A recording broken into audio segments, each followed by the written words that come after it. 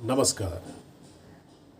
राष्ट्रीय शैक्षिक अनुसंधान और प्रशिक्षण परिषद एनसीईआरटी के द्वारा आयुष्मान भारत के स्कूल स्वास्थ्य कार्यक्रम के तत्वाधान में प्रत्येक विद्यालय से कम एक पुरुष और एक महिला स्वास्थ्य और कल्याण शिक्षक की प्रतिनियुक्ति की जानी है। इन शिक्षकों को स्वास्थ्य और आरोग्य दूत, जिसे हम लोग HWA कहते हैं, हेल्थ एंड वेलनेस एम्बेसडर, इन्हें कहा जाएगा। स्वास्थ्य और आरोग्य दूत के प्रशिक्षण हेतु मॉड्यूल पूरे भारतवर्ष में सभी राज्यों के लिए है और 5 मॉड्यूल मुख्य रूप से झारखंड के लिए है। तो मैं सभी मॉड्यूल का नाम जो बोर्ड में लिखा हुआ उसको मैं पढ़ देता हूँ। पहला है स्वस्थ बढ़ना, दूसरा भावनात्मक कल्याण और मानसिक स्वास्थ्य, तीसरा पारस्परिक संबंध, चौथा मूल्य और जिम्मेदार नागरिकता, पांचवा जेंडर समानता, छठा पोषण, स्वास्थ्य और स्वच्छता, सातवां पदार्थ के दुरुपयोग की रोकथाम और प्रबंधन, आठवां स्वस्थ जीवन शैली को बढ़ावा देना, नौवां प्रजनन, स्वास्थ्य और HIV की रोकथाम, 10वां हिंसा और चोटों के खिलाफ सुरक्षा, 11 इंटरनेट और सोशल मीडिया के सुरक्षित उपयोग को बढ़ावा देना। ये सारे मॉड्यूल्स जो हैं वो सभी राज्यों के लिए हैं भारत के, और अलग से 5 जो मॉड्यूल पढ़ना है और जिसे प्रशिक्षण में समझना है वे 5 मॉड्यूल झारखंड के हैं। पहला है मानव तस्करी, फिर है बाल विवाह, दहेज प्रथा, सड़क सुरक्षा, और अंत में है सामाजिक और भावनात्मक कौशल। मॉड्यूल 1 स्वस्थ बढ़ना, ग्रोइंग अप हेल्दी, और इसे हम लोग हेल्दी ग्रोथ भी कह सकते हैं। स्वस्थ क्या है? इसे WHO ने परिभाषित किया है कि स्वास्थ्य को केवल रोग और दुर्बलता का कारण ही नहीं बल्कि हमारे पूरे शारीरिक, मानसिक और सामाजिक कल्याण की स्थिति के रूप में परिभाषित करता है। शारीरिक, पूर्ण शारीरिक, मानसिक और सामाजिक कल्याण की स्थिति। जब हम किशोरावस्था की बात करते हैं तो ये जो उम्र है ये WHO ने बताया है 10 वर्ष से लेकर 19 वर्ष के बीच जो अवस्था रहती है उसे हम लोग किशोरावस्था कहते हैं। तो एडोलेसेंस और किशोरावस्था is the period of transition between childhood and adulthood. ये जो किशोरावस्था है ये चाइल्डहुड और ये एडल्टहुड के बीच की कड़ी है। इसमें अनेक सारे शारीरिक परिवर्तन होते हैं, मानसिक परिवर्तन होते हैं और कुछ हार्मोनल चेंजेस होती है। शारीरिक परिवर्तन में लड़कों में मूंछ का आना, दाढ़ी का आना, और ये जो पेक्टोरल ग्रैडिल है वो थोड़ा ज़्यादा चौड़ा होता है, बोन्स का स्ट्रेंथ ज़्यादा होता है उसमें, और लड़कियों में स्तन का विकास है, और ये जो पेल्विक गर्डिल है, ये जो कमर की हड्डी है, उनमें थोड़ा सा ब्रॉडर होती है और आवाज़ उनकी पतली होती है। मानसिक परिवर्तन, इस उम्र में बहुत सारे ऐसे अनसुलझे प्रश्न उनके दिमाग में आती है जिनकी सही और सटीक उत्तर उन्हें प्राप्त नहीं हो पाता है। वे अपने शिक्षकों से, माता पिता से और अपने से बड़े जो हैं उनसे प्रश्न पूछने में हिचकिचाते हैं। उसी प्रकार जो हार्मोनल चेंजेस हैं, पुरुषों में टेस्टोस्टेरोन हार्मोन्स का सिक्रीशन होता है और महिलाओं में प्रोगेस्टेरोन और एस्ट्रोजन हार्मोन का सिक्रीशन होता है। तो ये सारी जो चीज़ें हैं ये कुछ परिवर्तन होती है हमारे शरीर में, और जिसके कारण हम जो किशोरावस्था के लोग हैं वो थोड़े से कंफ्यूज रहते हैं, वो कॉन्फिडेंट नहीं हो पाते हैं कि हमको क्या करना है, किन के पास जाना है, किन से मुझे सही जानकारी होगी। हम लोग देखते हैं कि किशोरावस्था में जो लड़कों में है, लड़कों में शुक्राणु जो बनता है और निकलता है, स्पर्म डिस्चार्ज, और जो स्वपन दोष होती है, जो नाइट फॉल है, ये सब प्राकृतिक प्रक्रियाएं हैं, लेकिन उनको ये सही जानकारी नहीं मिलने के कारण उनमें मानसिक तनाव हो जाता है। उसी प्रकार लड़कियों में जो मेंस्ट्रुएशन साइकिल है, माहवारी है, जो मासिक चक्र है, इससे वे तनाव हो जाती है और अगर उनकी सही जानकारी नहीं मिलती है तो वे लोग कंफ्यूज हो जाते हैं। इस अवस्था में काल्पनिक दुनिया के प्रति काफ़ी आकर्षण हो जाता है। मोबाइल, टीवी, इंटरनेट का लोग दुरुपयोग करने लगते हैं। इसमें दिखावापन, स्वयं नेचर, जिद्दीपन, जिज्ञासा, अनेक गुण और अवगुण दोनों होते हैं। तो इन किशोरावस्थाओं के प्रश्नों का सही उत्तर हम शिक्षकों को देना दायित्व होता है, और हम शिक्षक उनके साथ ऐसे संबंध में रहें कि वे हमसे किसी भी प्रश्न पूछने में हिचकिचाहट महसूस ना करें। इस अवस्था में स्वच्छता के प्रति जागरूकता बहुत बड़ी चीज़ है, क्योंकि अगर हम रोज़ स्नान करेंगे, अपने अंडरगारमेंट्स की सफाई करेंगे, और इस तरह से कुछ जो जानकारियां हैं बच्चों को अगर नहीं दी जाएगी और उनके प्रति हम जागरूकता करेंगे, हमें कुछ प्लानिंग करना होगा उनको बताने के लिए, उनसे हमें सकारात्मक बातचीत करनी होगी, ना केवल शिक्षकों से, उनके माता पिता से, उनके बड़े भाई बहनों से इस तरह से बातें करनी होगी। अगर फिर भी कुछ कन्फ्यूजन बच्चों में होती है तो अभी प्रखंड स्तर पर एक AFHC यौन और प्रजनन स्वास्थ्य एक क्लिनिक खोला गया है, जिसे हम लोग एडोलेसेंस फ्रेंडली हेल्थ क्लिनिक कहते हैं, AFHC, जो हर एक प्रखंडों में ऐसा सरकार के द्वारा किया जा रहा है, जहां पर बच्चे स्वतः जाकर अपने प्रश्नों को निसंकोच रख सकते हैं और वहां से उनको सही जानकारियां मिल सकती है। मॉड्यूल 2, भावनात्मक कल्याण और मानसिक स्वास्थ्य, emotional welfare and mental health. इस मॉडल के ये उद्देश्य है, पहला मानसिक स्वास्थ्य कौशल की जागरूकता पैदा करना, दूसरा है भावनात्मक आरोग्य और कल्याण का विकास करना, तीसरा है विभिन्न भावनाओं और अभिव्यक्ति की जागरूकता करना, और चौथा है तनावपूर्ण स्थितियों का सामना करना। इसमें अनेक गतिविधियां हैं। पहला है अपनी भावनाओं को जानना। हम अपनी भावनाओं पर ध्यान देंगे कि कौन से मेरी सकारात्मक भावनाएं हैं और कौन से नकारात्मक। दूसरा है चुनौतीपूर्ण भावनाओं का प्रबंधन करना। तीसरा है SWOT SWOT की पहचान। सबसे पहले हम लोग देखेंगे S मतलब स्ट्रेंथ, उसका गुण क्या है। फिर देखेंगे W वीकनेस, उसकी कमजोरी क्या है। नेक्स्ट O अपॉर्चुनिटी, उसका अवसर क्या है।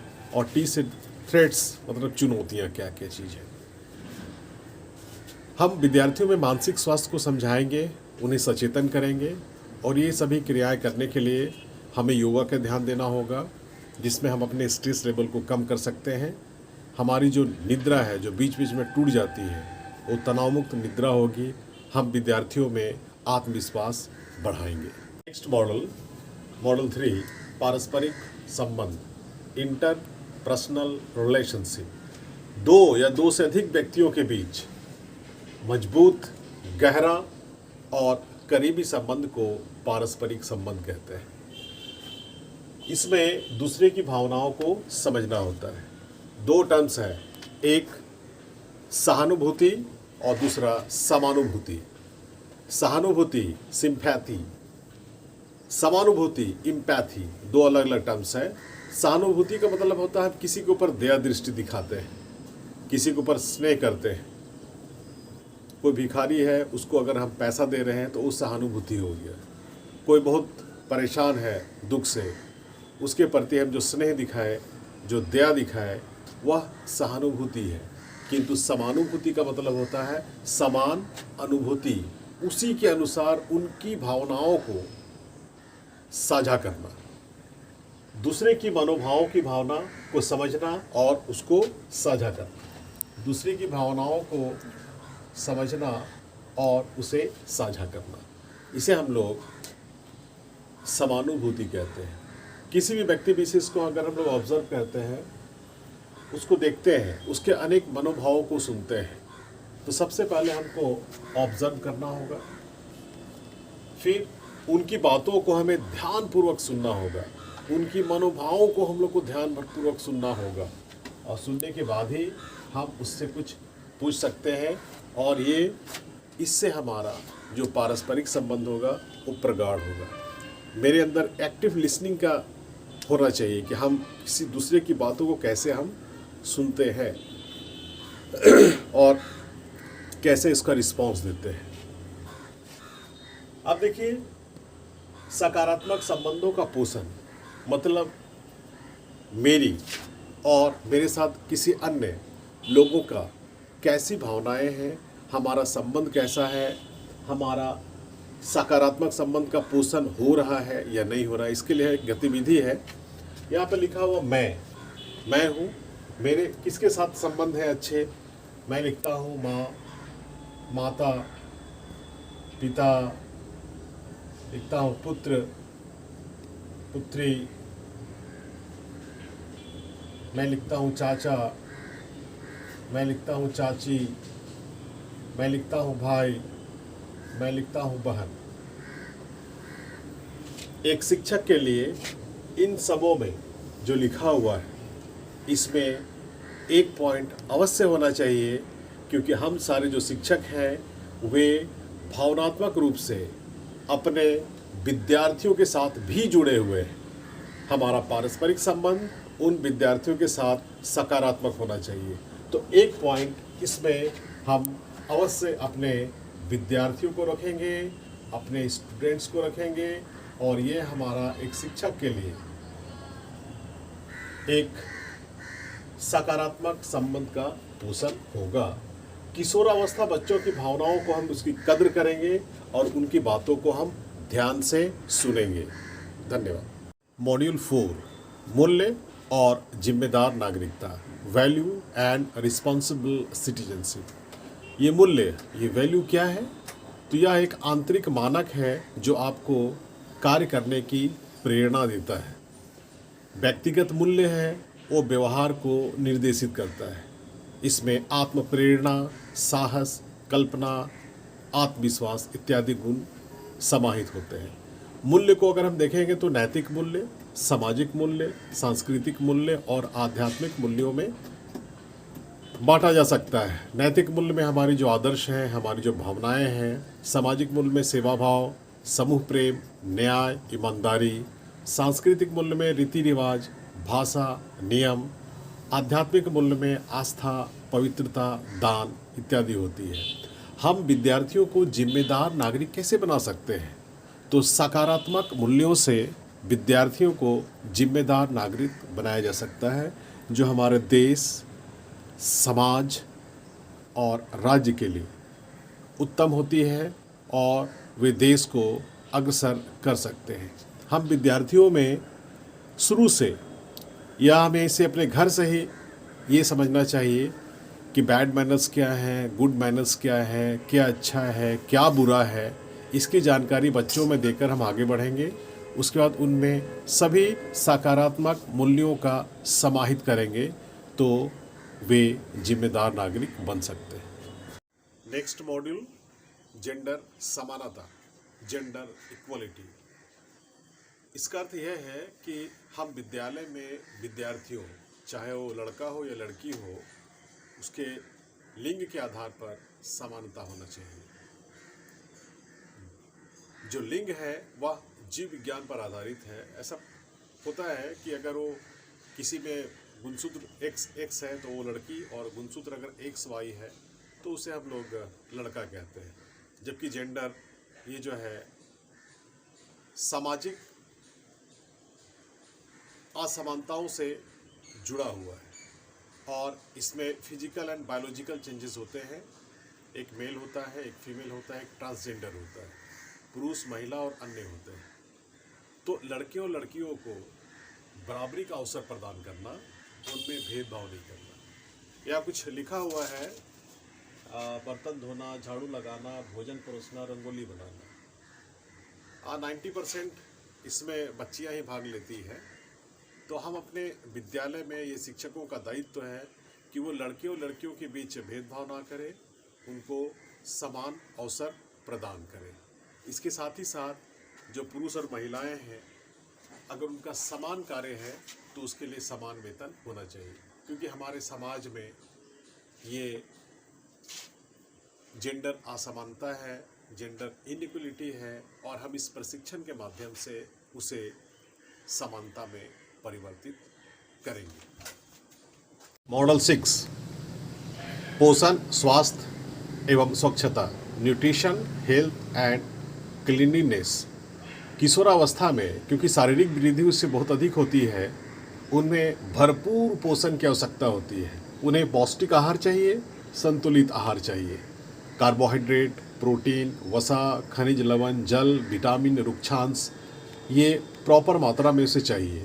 हमें किशोरावस्था से को कुपोषण से बचाना चाहिए। उन्हें संक्रमित भोजन से भी बचाना सिखाना चाहिए।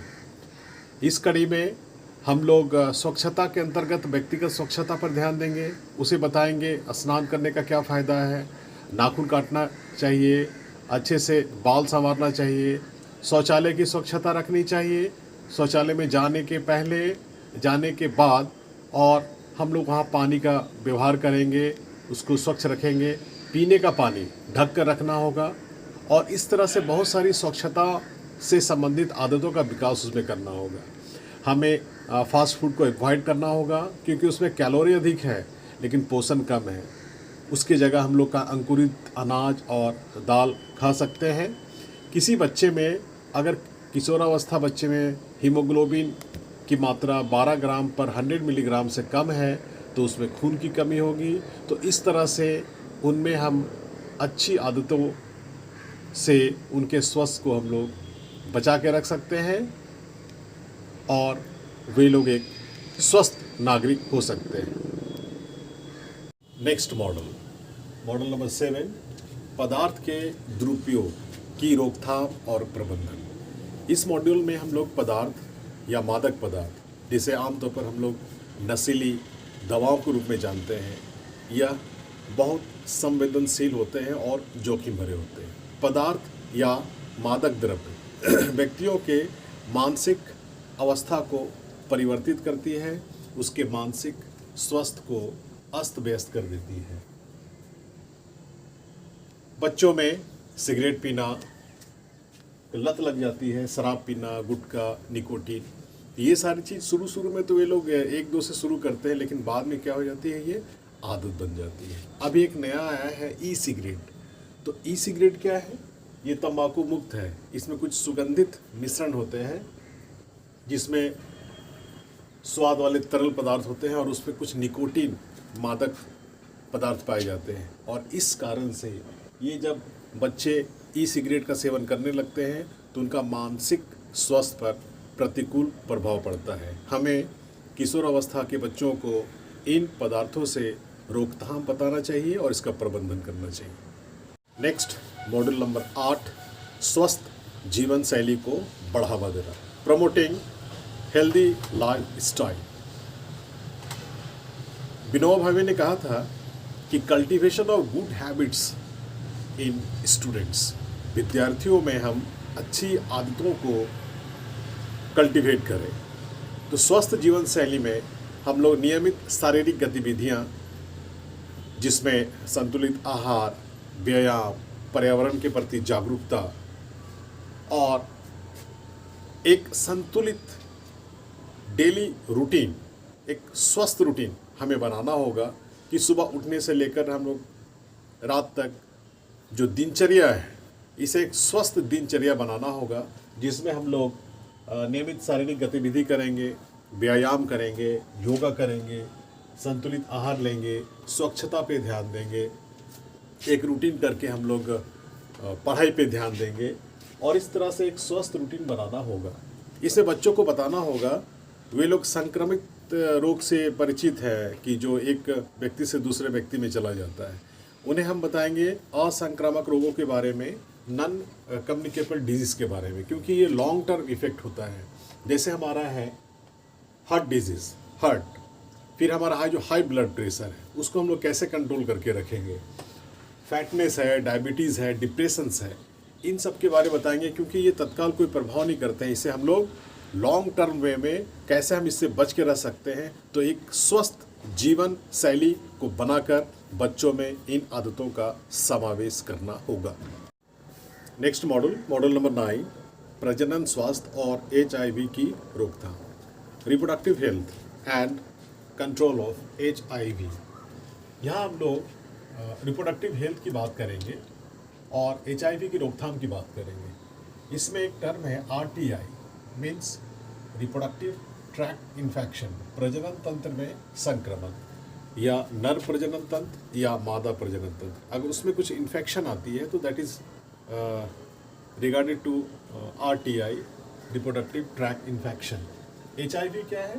तो HIV है ह्यूमन इम्यूनो वायरस, यह एक विषाणु है। जैसे अभी ये हमारे पास चला आ रहा है कोरोना वायरस। कोरोना वायरस एक अलग प्रजाति है और ये HIV एक अलग प्रजाति है। AIDS, AIDS, acquired immuno deficiency syndrome. तो there are two terms, one is HIV, another one is AIDS. तो HIV एक वायरस है और एड्स एक रोग है। इसमें क्या होता है कि HIV के परीक्षण के लिए हम लोग ELISA टेस्ट कराते हैं और उसमें अगर पता चला तो HIV पॉजिटिव हो गया, अगर नहीं है तो HIV नेगेटिव है। इसमें क्या होता है, अगर इसमें इम्यून सिस्टम को डैमेज कर दिया जाता है और धीरे धीरे पेशेंट वीक हो जाता है। तो ये जो है एड्स जो है वो असुरक्षित यौन संबंध से होता है, फिर किसी संक्रमित व्यक्ति से उसके सिरिंज के द्वारा दूसरे व्यक्ति में, फिर उसके ब्लड, उसके खून के द्वारा स्थानांतरण अगर दूसरे में होता है, तो ये सब लक्षण है, ये सब कारण है कि HIV एक व्यक्ति से दूसरे व्यक्ति में चला जाता है। तो इन सब बातों को जो जागरूकता है हमें अपने किशोरावस्था के विद्यार्थियों को देना होगा और उनके प्रति हमें जागरूक पैदा करना होगा। अगर किसी विद्यार्थी के माता या पिता को एड्स से पीड़ित है तो उनसे हम लोग संयम पूर्वक व्यवहार करेंगे, उन्हें हम वर्ग से बाहर नहीं करेंगे। और डे बाय डे एक ऐसा आ रहा है जिसमें हम लोग एड्स की रोकथाम कर सकते हैं। अभी रिसर्च चल रहा है कि मच्छर के काटने से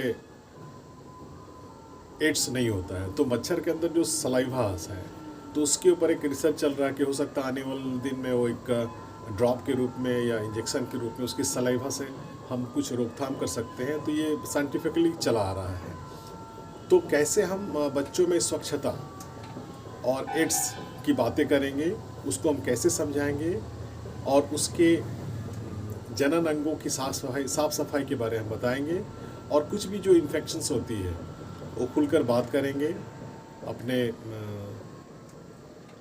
शिक्षकों के साथ, तभी हमारा ये HWA का प्रशिक्षण सार्थक होगा। अगला मॉड्यूल है हिंसा और चोट के खिलाफ सुरक्षा। इसमें हम लोग घरेलू हिंसा की बात करेंगे। घरेलू हिंसा में शारीरिक चोट हो सकती है, मानसिक आघात हो सकता है, धमकी देना, शाब्दिक उत्पीड़न, किसी को हम किसी शब्द से अगर हम लोग उत्पीड़न करते हैं, भावना को ठेस पहुंचाना, लिंग उत्पीड़न इत्यादि। ये पॉक्सो जो एक्ट है 1992 में आया था, जो अमेरिका के संविधान से लिया गया था। इसमें हम लोग यौन अपराधों के लिए जो कानून है इसकी जानकारी हम लोग देंगे और साथ ही साथ किशोरावस्था के तमाम विद्यार्थियों को बैड टच और गुड टच के बारे में बताया जाएगा और हम लोग हिंसा और चोट के खिलाफ सुरक्षा प्रदान करेंगे और अपने समाज को सुधारने का प्रयास करेंगे। मॉड्यूल नंबर 11, इंटरनेट और सोशल मीडिया के सुरक्षित उपयोग को बढ़ावा देना। आज का जो आधुनिक समय है ये संचार के माध्यम में बहुत आगे निकल कर जा चुका है। आज हम लोग ये कोरोना पीरियड में online classes, Zoom meeting, Google Meet, ये सारी चीज़ करते हैं। तो इन सब में इसकी जो सुरक्षित उपयोग है उसको हम कैसे बढ़ावा देंगे, ये सारी चीज़ें हम बच्चों को बताएंगे, किशोरावस्था को बताएंगे। जैसे ई कंटेंट है हमारे पास, इंटरनेट है, गूगल है, व्हाट्सएप है, गूगल मीट है। तो व्हाट्सएप पे जो कुछ मैसेज आता है वही सब मैसेज को हम लोग जानते नहीं है कि ये सही है या गलत है, उसको फॉरवर्ड कर देते हैं, इससे अफवाह फैलती है। और हमारे पास जो ATM कार्ड है, ATM कार्ड को हम लोग सुरक्षित रखेंगे और उसमें जो पिन है उसको भी हम किसी के साथ शेयर नहीं करेंगे। साथ ही साथ जो पासवर्ड है, पासवर्ड को हम लोग थोड़ा डिफ़िकल्ट रखेंगे कि ये जो साइबर क्राइम बढ़ रहा है, जो बहुत सारे व्यक्तियों से अकाउंट, जो हैकर्स हैं, जो साइबर क्राइम करने वाले लोग हैं, वो आसानी से अकाउंट खाली कर देते हैं और ये आज के ज़माने में बहुत बड़ा चैलेंज है। तो हम किशोरावस्था के विद्यार्थियों को इन सब चीज़ों का उपयोग और सुरक्षित उपयोग की जानकारी देकर उसे हम लोग आज के आधुनिक समय में संचार के माध्यम से कदम मिलाकर आगे बढ़ाने के लिए प्रेरित कर सकते हैं। धन्यवाद।